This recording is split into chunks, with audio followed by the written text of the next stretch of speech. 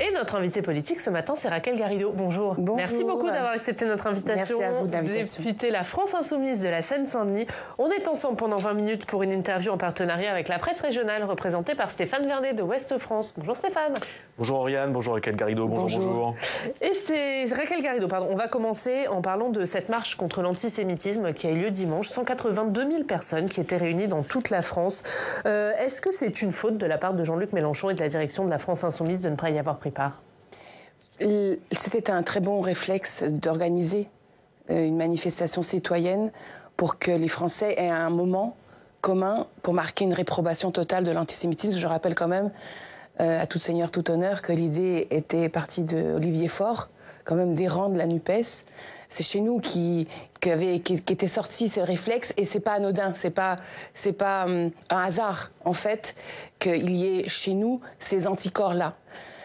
Ensuite, ça a été repris par, comme vous le savez, par la présidente de l'Assemblée nationale, voilà, et Gérard Larcher, qui malheureusement n'ont pas créé les conditions pour qu'à Paris il y ait tout le monde, et notamment la confusion qu'ils ont maintenue à l'égard de l'extrême droite a été très péjorative. Cela dit, c'est-à-dire, c'est leur responsabilité. Eux, ils ont lancé un appel à une marche civique. Ils n'ont appelé aucun parti à manifester. Ça, c'est une grande naïveté. C'est une grande naïveté de dire ceci, parce que tous les citoyens ne sont pas à la tête d'organisations d'extrême droite.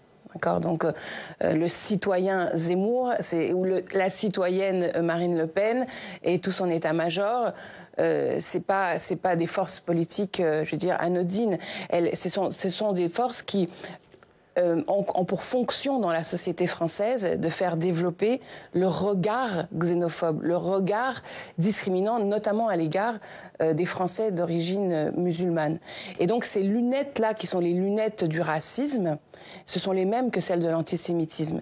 C'est la raison pour laquelle il y avait une gêne, et plus qu'une gêne même, quelque chose qui pour certains a été vraiment résolument impossible à procéder à une sorte de antiraciste washing. Ouais. Mais pourquoi ne pas être allé manifester avec vos partenaires de gauche?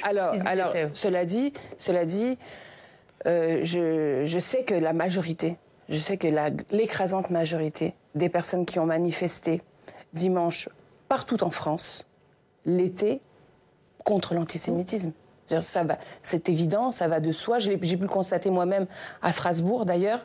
Vous êtes allé manifester, on va en parler. Voilà, j'ai manifesté à Strasbourg. Mais du coup, je repose ma question, est-ce que c'est une faute de ne pas vous être joint à ce cortège avec vos partenaires de je constate que nous l'avons fait. Nous avons été de nombreux députés, notamment en région, à le faire, que ce soit mon collègue Léo Walter à Digne, mon collègue Rodrigo Arenas en Avignon, mon collègue Sébastien Rome dans l'Hérault, et nombre d'entre nous ont eu ce réflexe tout à fait sain de manifester dans ce cadre-là. Mais pas je suis pas certaine que les polémiques qui sont nées avant, pendant et après la marche de Paris, finalement, soient le cœur de ce qui doit nous préoccuper. Et fondamentalement, je pense que nous ne devons pas placer en concurrence la bataille antiraciste, la bataille contre l'antisémitisme et la bataille actuelle en cours pour le cessez-le-feu et la paix à Gaza. Et j'ai l'impression que c'est là qui se niche une erreur politique, c'est-à-dire de est-ce que le premier à tout mélanger n'est pas Jean-Luc Mélenchon? Non, mais c'est à ça que je fais référence. Je pense que c'est là que se niche l'erreur. On n'a pas notre travail, nous, dans la société, n'est pas de mettre en concurrence les réflexes citoyens, voilà, les indignations, les colères que nous avons en tant que citoyens. Aujourd'hui, on peut parfaitement manifester pour un cessez-le-feu à Gaza. Et d'ailleurs, nous le ferons ce week-end, puisque je rappelle qu'il y a à nouveau une grande mobilisation à Paris pour le cessez-le-feu samedi. Et d'ailleurs, ces mobilisations portent des fruits. Je considère que le bouger dans la position du président de la République est nécessairement, enfin je le constate, vient aussi de cette mobilisation. On va en parler, mais Jean-Luc Mélenchon fait une erreur en mélangeant tout. Mais madame, Oriane, vous voulez absolument me faire dire du mal de Jean-Luc Mélenchon. Moi, j'ai ce que j'essaye de développer, mais je crois que vous l'avez peut-être compris. Attendez, je vais vous dire quelque chose et j'aimerais que tout le monde l'entende. Je ne suis pas porte-parole de Jean-Luc Mélenchon. Ça, on l'a bien compris, on va y venir. Non, mais c'est très important. C'est-à-dire que moi aussi, j'essaye d'incarner quelque chose de différent. Donc quand vous voulez poser des questions à Jean-Luc Mélenchon, vous lui posez, et tous on grandit, et peut-être que vous aussi vous devez grandir un petit peu, c'est-à-dire arrêter de voir la vie autour des tweets de Jean-Luc Mélenchon. En tout cas, mais oui, moi, mais sauf que vous appartenez encore à son parti, Raquel Garrido. C'est lui qui appartient aussi au mien. Enfin, je veux dire, pardon. Oui, voilà, mais vous êtes encore dans le même parti. Questions à lui. Et moi, posez-moi des questions sur ce que j'ai fait, moi, dimanche. On va y venir, mais quand il y a eu cette marche à laquelle vous étiez, on va en parler. Oui. Quand il y a 182 000 personnes dans la rue et que lui, à peine la marche terminée, il qualifie la marche d'échec en disant la droite et l'extrême droite ont rabougri et rendu ambigu le rejet de l'antisémitisme. Je vous l'ai dit, je pense que chercher querelle aux personnes qui ont manifesté n'a pas de sens. Parce que au fond, on voulait quoi? Que les gens n'aillent pas manifester contre l'antisémitisme? Ça n'a pas de sens. Ça n'a pas de sens. Nous sommes les tenants de ce fil historique qui nous différencie de l'extrême droite. Donc on ne peut pas apparaître même par confusion, je veux dire, par connexité, comme ceux qui veulent affaiblir cette indignation populaire, cette indignation citoyenne à l'égard du racisme et de l'antisémitisme. Stéphane. Ouais, enfin, c'est quand même un peu ce qui s'est passé dimanche midi avec Manuel Bompard sur le plateau de BFM TV. Quand Manuel Bompard, donc le coordinateur de la France Insoumise, dit juste avant la manif que ceux qui vont participer à cette manif vont participer à une opération visant à réhabiliter l'extrême droite ou à nier le caractère antisémite du Rassemblement national. Qu'est-ce qu'il veut faire passer comme message? Est-ce qu'il n'est pas en train justement de chercher à dissuader les gens d'aller défiler? En tout cas, ça n'a pas marché. Bah tant mieux. Que l'on énonce sans naïveté l'opération de Marine Le Pen et d'Éric Zemmour et de la LDJ, parce que je rappelle quand même qu'il y avait dans cette mobilisation, et puis on le dit peu, mais il y a eu des échauffourées à la fin assez graves, des agressions de la part d'un groupe. Tout petit groupe. C'est un tout petit groupe. Moi j'y étais, ils étaient vraiment pas nombreux du tout. Et il y avait plus de 100 000 personnes dans la rue quand même. On est d'accord sur les proportions, c'est un fait. Ce que vous dites là est un fait.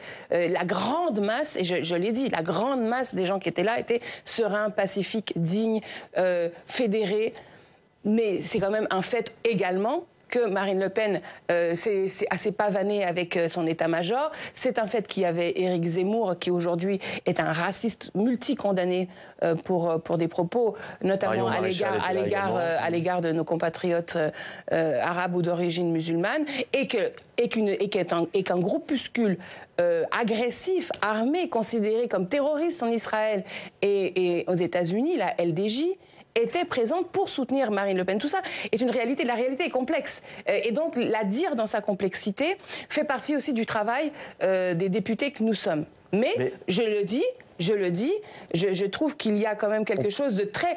on est à front renversé, si vous voulez. Le rôle des Insoumis n'est pas de réfréner l'aspiration des citoyens à lutter ensemble contre l'antisémitisme. On pouvait le dire, on pouvait le dénoncer, on pouvait dénoncer ses présences et ses participations et venir manifester quand même. Ce qu'ont fait les socialistes, ce qu'ont fait les écologistes. Écoutez, moi j'ai trouvé, comme d'autres députés, que ce soit à Strasbourg avec mes collègues Clémentine Autain, François Ruffin, Alexis Corbière, Emmanuel Fernandez, et comme je le disais tout à l'heure, nombre d'autres collègues et de militants qui ne sont pas des députés aussi, parce que des insoumis dans les marches de dimanche, partout en France, puisqu'il y a eu 70 marches, les insoumis y étaient. D'accord ? Bon. Donc oui, effectivement, je pense que la direction de la France insoumise, de ce point de vue, est un peu en décalage avec ce que les insoumis représentent et font à l'échelle de notre propre histoire et à l'échelle du pays. Et comment vous avez perçu ou vécu les propos du député David Guiraud en Tunisie, le même week-end, où au fait il justifie les horreurs commises par le Hamas en accusant Israël de faire la même chose? Très mal. Très mal, parce que ce sont des erreurs factuelles, des erreurs historiques et un discours qui est profondément inacceptable. Je crois que la chose lui a été dite. Emmanuel Bompard refuse de le sanctionner. Ça, il y a un problème à la direction de la France insoumise. Il y a besoin d'avoir, à mon sens, un sursaut là, un sursaut éthique. J'ai l'impression que leur boussole, je sais pas, c'est déboussolé. Voilà, elle ne marche plus. Donc, il y a besoin que les insoumis, se ressaisissent, fassent du commun dans l'unité. Et je sais que c'est pas simple parce que c'est vrai, nos contradictions, nos oppositions sont aujourd'hui publiques. Et ce n'est pas simple à articuler, mais il y a besoin de ce sursaut. Vraiment, j'appelle la direction de la France Insoumise à déjà faire son propre bilan. Il y a un an, lorsque cette direction s'est autoproclamée, entre guillemets, elle a dit « Attendez, il n'y en a que pour un an, on fera le point à la prochaine Assemblée représentative en décembre. » Là, on y vient. Objectivement, leur bilan est mauvais. Et puis, il y a une sorte de gêne. Moi, j'ai une gêne. Donc, en ce qui concerne David Guiraud... pardon ? Une gêne à être encore dans ce parti avec, non, pas du tout, pas une gêne. Vous voulez absolument me mettre en marge du parti. Quelle gêne ? Ma gêne par rapport à la position qui a été prise par la direction et notamment plus. Manuel Bompard. C'est pas que je ne la partage plus.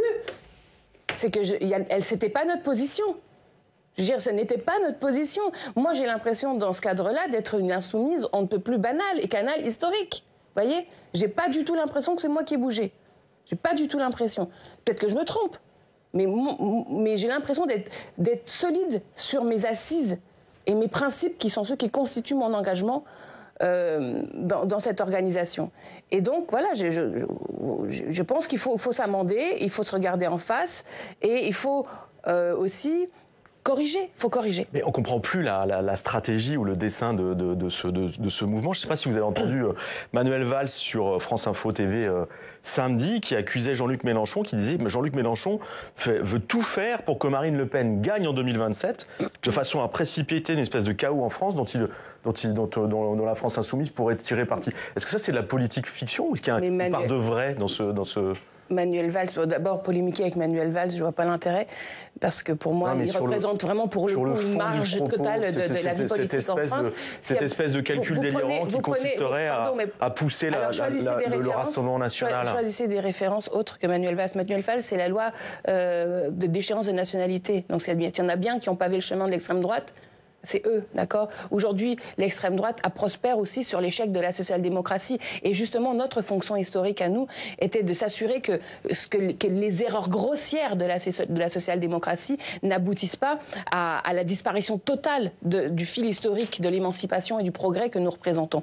Donc je ne veux même pas débattre avec Manuel Valls, qui au demeurant est contre la NUPES, qui au demeurant est contre la NUPES depuis le premier jour, et contre l'unité des forces populaires démocratiques écologique, sociale pour la victoire, et roule pour l'adversaire. Il roule pour Macron, il roule pour l'extrême droite. Donc moi, je suis dans une logique qui est de fédérer, voilà, de prendre le pouvoir en 2027, de prendre le pouvoir face aux macronistes, d'empêcher l'extrême droite de gouverner, parce que nous avons des choses à faire, nous avons une démocratie à mettre en place, nous devons passer à la 6e République, nous devons limiter le réchauffement climatique, nous devons reprendre tout cet argent qui est concentré, accaparé entre les mains de quelques-uns au détriment de la grande masse des Français. Voilà ce que nous avons à faire. Et c'est pour ça que je plaide pour l'unité depuis le départ, l'unité de la NUPES, l'unité de la France Insoumise, l'unité du peuple. Et ce que je regrette vraiment, c'est de voir comment cette petite poignée de collègues, de camarades qui aujourd'hui dirigent la France Insoumise, au lieu de fédérer, ne font que de se rapetisser, ne font que de cliver. On a l'impression qu'à la fin, s'ils se retrouvent à 3, ils vont être contents. Bon, mais c'est pas ça faire de la politique, c'est pas ça paver un chemin pour gagner. C'est exactement l'inverse. Nous avons fait 22% à l'élection présidentielle, nous avons fait 26% au premier tour de la législative. Notre rôle historique, c'est de gagner. Donc faisons en sorte de, voilà. Mais est-ce que les premiers à mettre à mal l'unité de la NUPES, ce n'est pas eux ? Et est-ce que la NUPES pourra tenir tant qu'il y a Jean-Luc Mélenchon et la direction de la France Insoumise ? Il faudra que la NUPES tienne. On n'a pas d'autre choix, on n'a pas d'autre chemin vers la victoire. Et je rappelle quand même à chacun des députés, les députés qui ont été élus sur le label de la NUPES ont été élus sur un programme, je le disais, ce programme de rupture avec la social-démocratie, et aussi sur une stratégie de rassemblement. Ce sont les deux jambes de la NUPES. Chaque député élu NUPES reste NUPES. Il doit à son électorat fidélité à ce programme et à cette stratégie de rassemblement. Nous sommes 150 députés. Donc c'est notre travail de continuer au moins à l'Assemblée nationale, qui est le cœur on va dire, du réacteur nucléaire de la NUPES, à faire des choses ensemble. Nous le faisons d'ailleurs dans les différentes commissions. Le groupe de travail que je copilote, par exemple, sur le passage à la 6e République, continue son travail, non seulement à l'Assemblée, avec des auditions parlementaires, mais également dans le pays, puisque nous faisons maintenant des auditions populaire. Je serai à Toulouse en décembre, par exemple.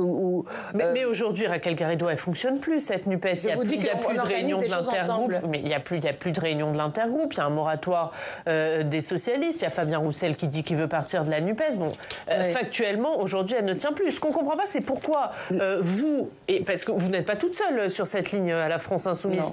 Pourquoi vous ne reconstruisez pas quelque chose avec les socialistes, avec les écologistes, avec les communistes, en vous séparant de la direction de la France Insoumise? Mais encore une fois, vous donnez l'impression de vouloir absolument cette scission. Donc de ce point de vue, vous êtes un peu elle est là, de ceux qui, chez moi, poussent les gens vers l'extérieur. Donc je le dis, non. Non. Mais pour vous, elle n'est pas là. Factuellement, elle n'est pas là aujourd'hui, cette scission. Moi, je considère que les états-majors sont en échec. Tous les états-majors. EELV parce qu'ils ont absolument voulu faire leur liste à part aux européennes. Roussel parce qu'on a l'impression qu'il n'y a rien d'autre qui l'intéresse que son petite écurie présidentielle. Bon, tout le monde est en échec.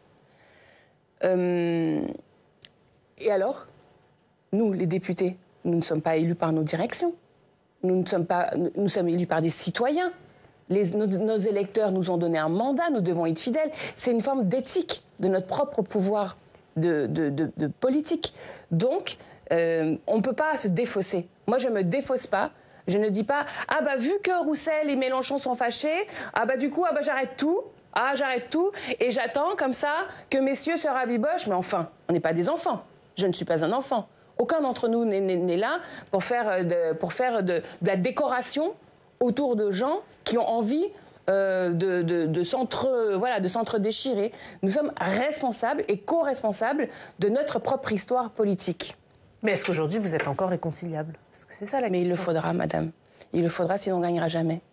La thèse des deux gauches irréconciliables, c'est la thèse de Manuel Valls. C'est celle qui donne les clés du camion à l'extrême droite et aux macronistes. Donc, moi, je suis quelqu'un de très franc. Quand je suis en désaccord, je le dis. Mais je pense que la noblesse de la politique, c'est de se mettre d'accord avec des gens avec qui on est parfois en désaccord. Et c'était ça qui était beau dans la NUPES, et je crois que c'est pour ça que les gens nous savent gré de l'avoir réalisé en juin 2022. Et ils nous sauront gré à celles et ceux qui construiront ce même chemin pour la victoire en 2027. Mais vous avez été sanctionné de 4 mois, pendant lesquels vous ne pouvez plus prendre la parole. Le 7 novembre, vous disiez humilié, en colère, avoir honte. Aujourd'hui, vous êtes dans quel état d'esprit? J'ai le cœur brisé, mais le cœur vaillant. Évidemment, je suis en colère par rapport à cette procédure qui est d'abord une procédure opaque. Profondément opaque. Les éléments de la procédure, les éléments du dossier n'ont été donnés à personne, ni au groupe parlementaire, ni à mes électeurs. Parce que je rappelle quand même que les citoyens de ma circonscription ont mené une bagarre homérique contre Jean-Christophe Lagarde. Ils ont dégagé un élu qui était là depuis 20 ans de la droite affairiste. Et donc si je suis là, c'est pour porter les voix des habitants de Bobigny, de Drancy, du Bourget. Et alors, un groupe de 20 personnes s'arroge le droit de dire à ces électeurs-là « Ah ben vous n'aurez pas une députée à 100%, vous aurez une députée qu'à 50%. Bon, et sans donner le début de commencement d'un élément factuel qui leur permet à eux de juger. Pas même à vous? Ben, moi, on m'a donné des éléments, bien sûr. Vous allez les rendre publics? Oui, absolument, mais bien sûr. Et je le donne à quiconque me le demande. Mais bien sûr, la procédure, par définition, toute procédure doit être transparente. L'opacité ne produit qu'arbitraire et injustice. Et alors, ce qui me fascine, c'est à quel point mes camarades du bureau du groupe parlementaire ne le voient pas. Ils passent leur journée à dénoncer l'opacité du fonctionnement de Yaël Braun-Pivet. Comment Yaël Braun-Pivet a utilisé le bureau de l'Assemblée nationale pour essayer de rendre irrecevable la loi sur les retraites qui avait été pourtant déclarée recevable antérieurement. Tous les jours, nous dénonçons les passages en force, les 49.3, l'utilisation du 47.1 pour faire passer la loi retraite. Tous les jours, nous dénonçons ces opacités, ces arbitraires dans les procédures. Et comment ne pas voir que si nous faisons la même chose chez nous, nous perdons toute crédibilité à dénoncer ces défauts démocratiques dans la Ve République. Donc il faut être cohérent. Moi je souhaite que nous soyons cohérents. Si j'ai fauté, j'ai aucun problème. Si j'ai menti, si j'ai violé une décision collective, je suis prête à me soumettre à toutes les sanctions. Mais pour vous n'avez pas fait bien sûr que non. Et je me suis Manuel Manuel Bompard, il dit que vous n'avez pas été sanctionné pour avoir eu des positions divergentes envers Jean-Luc Mélenchon ou pour avoir critiqué Jean-Luc Mélenchon, mais parce que vous n'avez pas respecté des décisions collectives. Ouais, je m'en souviendrai alors à ce moment-là dans la suite quand je dirai des choses en désaccord avec Mélenchon. Alors c'est permis alors. C'est ce qu'il dit. Il dit que c'est pas pour ça que vous avez été sanctionné. Bon. La vérité, mais bon, de toute façon, je vais tout donner. Hein, que les choses mais qu'est-ce qu'il y a alors ? Qu'est-ce qu'il y a dans cette procédure ? Eh ben, des désaccords politiques. On me reproche des expressions publiques. Je l'ai dit, par exemple, l'expression publique du 22 octobre sur le bilan de Jean-Luc Mélenchon depuis un an. Des expressions, lui à la France Insoumise. On m'a même reproché des expressions de février 2023 où je considère que des collègues devraient démissionner de leur mandat de conseiller régional parce que nous avons une charte qui interdit le cumul des mandats chez nous. Bon, c'est tout à l'avenant. Et on me montre une sorte de dossier comme quoi j'aurais maltraité des collaborateurs, et ça, je trouve ça immonde. C'est-à-dire, ça relève de ce que ferait un employeur lorsqu'il veut monter un dossier pour un licenciement abusif, et qu'on entraîne des collaborateurs là-dedans, me semble vraiment, là, pour le coup, un abus qui est inacceptable. Mais moi, je suis pour la transparence. Voilà, de toute façon, on ne se défend jamais. Vous allez les rendre publics quand, comment ? Déjà, j'en ai donné quelques éléments, mais les membres du groupe parlementaire, moi, j'ai demandé au groupe parlementaire de lever ma sanction. Je ne suis pas la seule, d'ailleurs. Le premier adjoint de ma circonscription à Bobigny, le premier adjoint de Bobigny, qui n'est pas insoumis, dit, mais nous l'avons envoyé là-bas, donc au moins donnez-nous les éléments. Donc ils doivent se saisir des éléments. Et puis dans les régions aussi, les militants me l'ont demandé. Parce qu'aujourd'hui, ça débat partout à la France Insoumise. Et c'est ça peut-être qui est finalement le bien pour le mal, c'est que dans la France Insoumise, partout les militants débattent de notre fonctionnement, de cette sorte de rabougrissement de la direction. Et ça, c'est une bonne chose. Parce que l'avenir de notre mouvement tient aussi à la façon dont les insoumises et les insoumis contrôlent leur organisation, contrôlent leur chef, obtiennent d'avoir un protagonisme plus important politique au sein de leur mouvement. Et donc, je les remercie d'abord pour leur soutien, car j'ai reçu énormément de soutien, d'affection, on va dire, d'affection. Mais maintenant, il faut agir, il faut avancer, il faut qu'on cherche à solidifier l'unité de notre mouvement qui est en péril, mais cela passe par le rétablissement d'un certain nombre de principes importants. Une dernière question, Stéphane ? Une dernière question sur l'actualité parlementaire. Le vote solennel de la loi immigration aura lieu aujourd'hui, cet après-midi au Sénat. Donc la majorité sénatoriale, les Républicains, les centristes ont beaucoup durci le texte. Comment est-ce que l'Assemblée peut le reprendre, et sur quoi vous vous battrez, vous, à l'Assemblée, sur ce texte en décembre ? La conversation autour des immigrés, déjà, quand même, j'espère que nous n'avons pas la naïveté, cette conversation est faite pour qu'on ne parle pas d'autre chose. Quand est-ce que Darmanin a eu l'idée de commencer à mettre ce projet de loi ? Pendant le mouvement des retraites. Depuis le mouvement des retraites, cette loi était une sorte d'arlésienne, qu'elle allait venir, que vous alliez voir, que c'était programmé tel jour, et puis finalement non, et finalement oui. C'était une façon de toujours maintenir vivant dans le pays, dans le débat médiatique, la question du problème des immigrés. Alors moi je le dis, et en plus je le dis pas seulement en tant que députée insoumise, il se trouve que moi-même je suis immigrée. Moi je suis arrivée dans un avion à l'âge de 14 ans. Je suis devenue française à 25 ans. Voilà, ce que je souhaite, c'est quand on allume le poste, on nous fiche la paix. Qu'on arrête de se servir des immigrés pour résoudre les problèmes de tout le monde. Voilà. Aujourd'hui, si les Français sont dans la misère, s'ils sont dans la galère, si l'inflation est galopante, si on doit choisir entre payer les chaussures des enfants, la cantine ou des vacances, c'est pas de la faute des immigrés. Donc, Darmanin, ça suffit maintenant. C'est-à-dire, on ne peut pas un jour dire que nous allons lutter tous ensemble contre les discriminations, contre l'antisémitisme, et ensuite le lendemain, dire « Ah, mais attendez, on a trouvé un autre bouc émissaire, c'est les immigrés ». Voilà, donc ça suffit. Cette loi sur les immigrés qui vient là, elle ne résout aucun problème de sécurité. L'assassinat du professeur Dominique Bernard, parce que Darmanin a quand même eu la dégueulasserie de considérer que cette loi allait résoudre ce type d'assassinat, c'est faux. C'est faux. Merci. Rien dans cette loi ne rendra la vie meilleure pour qui que ce soit. Merci Raquel Garrido.